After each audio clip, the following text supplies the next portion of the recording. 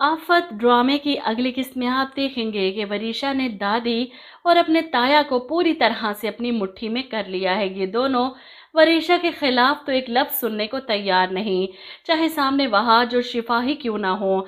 घर वालों की इस इम्तियाजी सलूक पर वहाज और शिफा दोनों ही डिस्टर्ब होकर रह गए हैं। वहाज को गुस्सा आता है कि शिफा को इस बात की डांट पड़ रही है जो इसने की ही नहीं, गलती वरीशा की है और शिफा को कटहरे में खड़ा किया गया। वो अपने बाप से कह देता है वरीशा जैसी नजर आती है वैसी है नहीं, और इस बात को मेहरुन्निसा खुद अपने कानों से सच होता देख लेती हैं जब वरीशा झूठ मूठ की कहानियां सुनाकर दादो को अपनी मुट्ठी में कर रही थी। ऐसे में अगले दिन सुबह नाश्ते पर मेहरुन्निसा सबसे जिक्र करती हैं कि मेरा ख्याल है कि हमें वहाज की शादी की डेट रख लेनी चाहिए। यहाँ पर वहाज की दादो जो नाश्ते के लिए टेबल की तरफ आ रही थी वो तो मेहरुन्निसा से पहले ही खफा थी कि इन्होंने इसकी चहीती पोती के साथ ऐसा बुरा सलूक कर रखा है कि वो बेचारी डरी सहमी रहती है।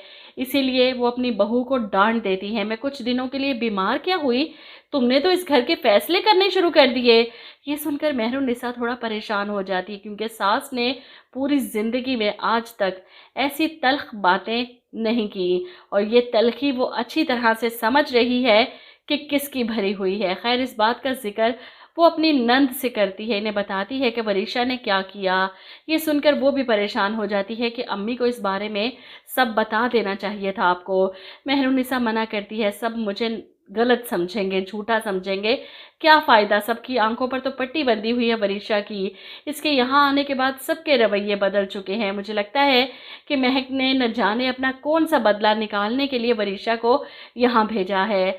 अब यहाँ शिफा जो अपनी वालदा के साथ ही आई थी लॉन में, वहाज पर नज़र पड़ते ही पानी का पाइप उठाकर इस पर पानी छिड़काना शुरू कर देती है। वो चीखता रहा, रोकता रहा। ऐसे में अपने कमरे से वरीशा ये नज़ारा देखकर आग बगूला हो जाती है। मैं यहाँ इन लोगों की ज़िंदगियों में तूफान लाने की कोशिश कर रही हूँ और ये लोग किस तरह अपनी ही दुनिया में मगन हैं, खुश हैं। ऐसे में वहाज शिफा को रोकने के लिए कुछ गुस्से से बोलता है तो वो रूठ जाती है, तो इसे मनाता है। अब ये नज़ारे तो वरीशा से बर्दाश्त नहीं हो रहे।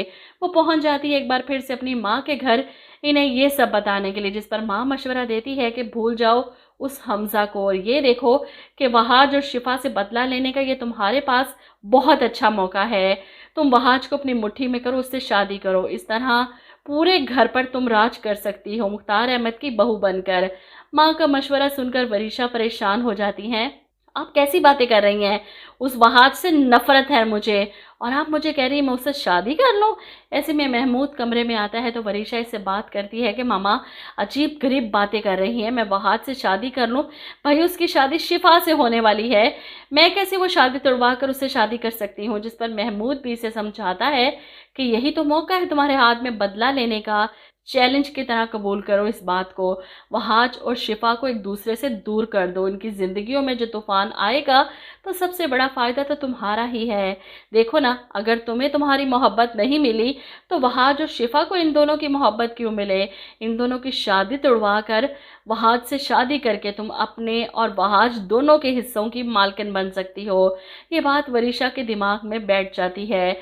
अब ड्रामे में अलग मोड़ आएगा जब वरीशा वहाज से अपने रवैये को बदलेगी और मोहब्बत से पेश आने की कोशिश करेगी और फिर अपनी दादों के सामने बातों ही बातों में जिक्र भी कर देगी कि वहाज इसे अच्छा लगने लगा है। तो देखते हैं ड्रामे की कहानी आगे कौन सा मोड़ लेती है। इस ड्रामे की कहानी की फरमाइश आ रही है बहुत ज़्यादा, तो कोशिश करूँगी कि एक आध दिन में शेयर कर सकूँ।